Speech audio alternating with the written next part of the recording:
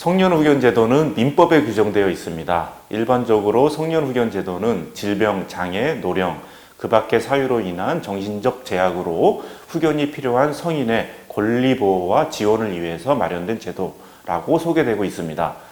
민법상 성년후견제도는 4가지의 제도로 분류해 볼 수가 있습니다. 첫 번째는 일반적으로 볼 수 있는 성년후견제도입니다. 일반 성년후견제도는 성인인데 앞에서 언급한 질병, 장애 등의 여러 사정으로 인해서 사무를 처리할 능력이 계속적으로 또는 지속적으로 결여된 사람에 대해서 법원이 후견인을 선임하는 제도입니다. 이런 일반적인 성년후견 제도의 경우에는 피후견인에게 의사결정 능력이 전혀 없다고 보는 경우가 많기 때문에 후견인에게 피후견인의 권리에 대한 포괄적인 대리권이 부여되는 경우가 많습니다. 두 번째로는 한정후견 제도라는 것이 있습니다. 앞에서 언급한 질병, 장애 등 여러 사정으로 인해서 사무를 처리할 능력이 부족한 사람에 대해서 법원이 일정한 자의 청구에 의해서 후견인을 선임하는 제도입니다.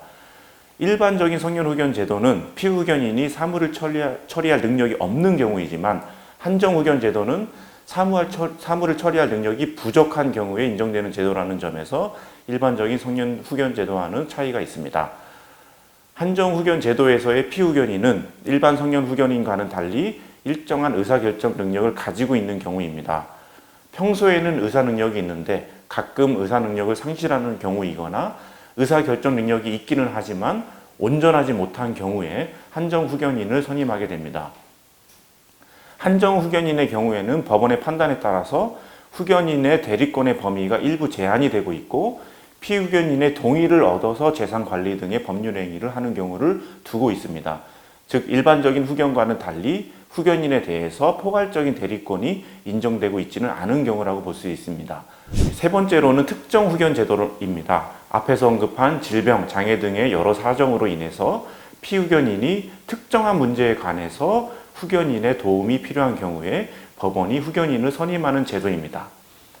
피후견인에게 의사를 결정할 능력이 있기는 하지만 특정한 재산의 처분이나 재산분할 같은 특정한 법률 행위에 관해서는 의사를 결정할 능력이 없다라고 판단되는 경우에 이해관계인의 신청에 의해서 특정한 법률 행위에 한해서 그 법률 행위를 대리할 특정 후견인을 법원이 지정하는 제도입니다.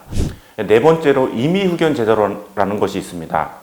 앞에서 언급한 질병, 장애 등의 사정으로 사무를 처리할 능력이 부족한 상황에 있거나 부족하게 될 경우에 대비해서 자신의 재산관리 및 신상보호에 관한 사무의 전부 또는 일부를 스스로 다른 사람에게 위탁하고 그 위탁 사무에 관하여 대리권을 수여하는 계약을 체결하는 제도입니다. 임의후견 제도는 피후견인이 스스로 자신을 후견할 사람을 지정할 수가 있고 피후견인의 의사를 결정할 능력이 부족해지기 전에 미리 자신의 후견인을 스스로 지정할 수 있다는 장점이 있습니다. 그러한 점에서 의사를 결정할 능력이 이미 부족해진 다음에 피후견인의 의사나 상관없이 법원에 의해서 직권으로 후견인이 지정되는 일반적인 성년후견 제도와는 달리 피후견인의 의사를 더 잘 반영하는 제도라고 볼 수 있기 때문에 피후견인이 좀 더 선호할 수 있는 제도라고 볼 수가 있습니다.